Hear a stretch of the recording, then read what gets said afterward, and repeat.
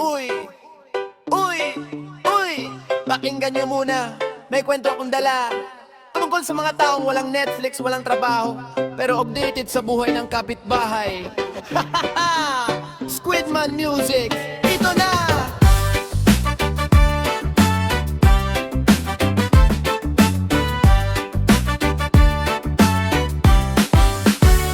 Sa kanto may grupo, laging nakatambay, umaga hanggang gabi, pareho ang ginagawa, hindi nagwawalis, hindi rin nagtatanim, pero buong barangay alam ang mga lihim. Kapag may bagong motor si kumpare, may meeting agad sila sa harap ng sari-sari. Uy, saan kaya galing yan? Tanong ng isa, kala mo auditor ng buong planeta. May lalaki, may babae, parehong marites, lahat ng balita nila ay express. Mas mabilis pa sa internet connection, kapag chismisang usapan may acceleration. Pag may gong appliances or damit ng kapitbahay, parang investigador kung magtanong ay tunay. Original ba yan o galing ukay? Abay pati resibo gustong makita agad-agad. Kapag ikaw ay masaya, sila ay nagtataka. Kapag may blessing ka, sila'y nangangamba. Bakit kaya ganun ang kanilang gawain? Sariling problema hindi muna ayusin. Mga marites, mga tambaloslos, walang ibang magawa kundi puro chismoso. Mga marites, mga tambaloslos, buhay ng iba ang paborito nilang negosyo. Mga pakialamira, mga pakialamero, laging nakasunod parang may CCTV sa mundo. Mga marites, mga tambaloslos, uy, trabaho muna bago marites mode. Kapag may bagong cellphone si ate, may haka-haka agad silang marami. Mayaman na siguro, sigaw ni manang, pero hulugan lang pala ng 10 buwan. Kapag may jowa ka, may comment sila. Kapag wala ka namang jowa, may comment pa. Kapag payat ka,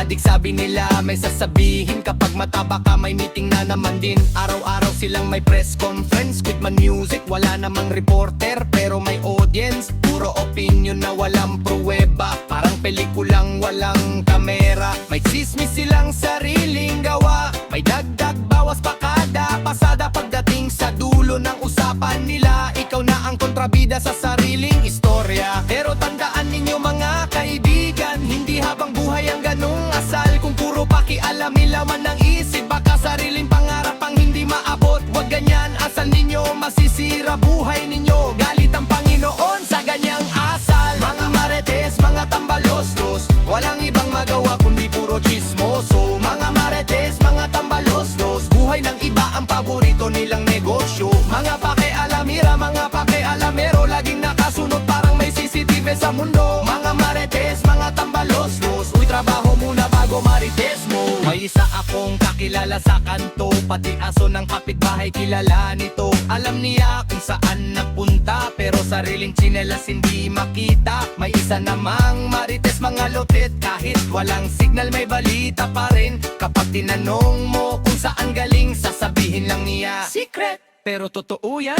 Abay grabe naman ate at kuya, parang nasa palay sa kukumbaanggay. Kahit hindi invited sa usapan, biglang may reaction at konklusyon.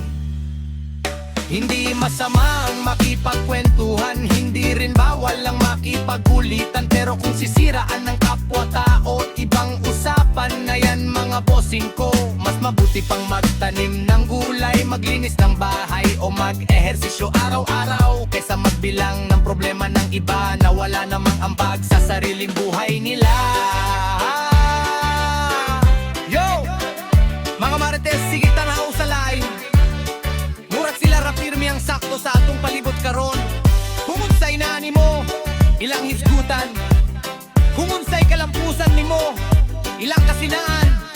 Tambay sa eskina, gikan buntag hangtod gabi. Gasigang mata, murag reporter pero walay sweldo.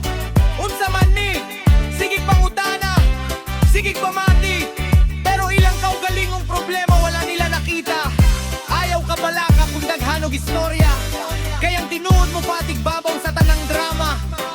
Padayon lang sa imong pangandoy ug paningkamot, kayang marites ka po'y ragyoyaw. Walay na human ng proyekto. Hoy marites, pahuway sa kadali.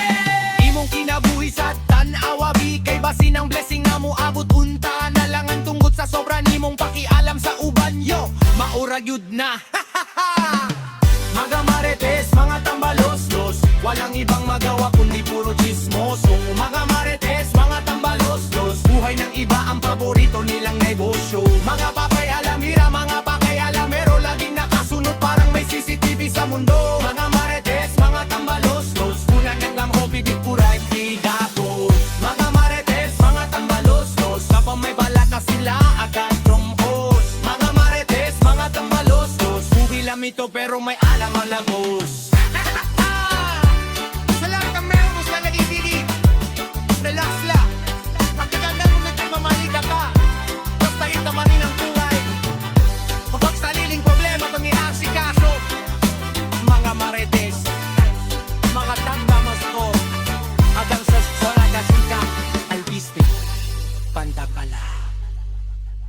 kaibigan.